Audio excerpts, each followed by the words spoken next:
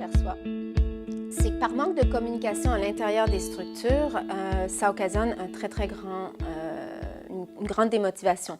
Souvent, les managers ou les dirigeants, ils vont réfléchir de leur côté ou ils vont encore aller chercher de l'information.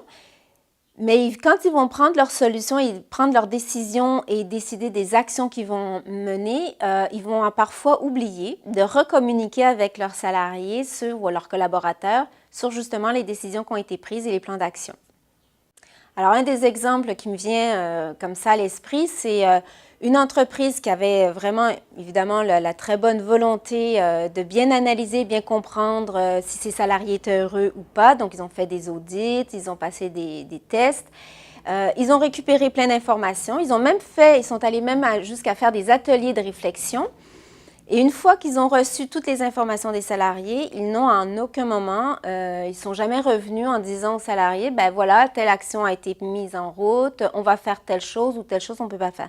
Ce que ça a occasionné, c'est que quand il y a quelques années après, on nous a demandé donc de re-questionner ces salariés-là, ben la première chose qu'on avait, c'était, ben de toute façon, ça sert à quoi? Personne ne nous écoute et on ne sait pas ce qui est arrivé avec le dernier travail qu'on avait fait sur ce sujet. En fait, le facilitateur, ce qu'il va faire, c'est qu'il va faire le lien entre la direction et les participants, les collaborateurs.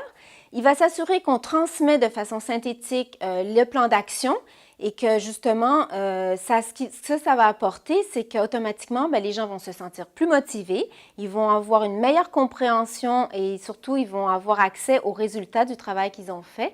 Donc, ça amène du bonheur à l'entreprise.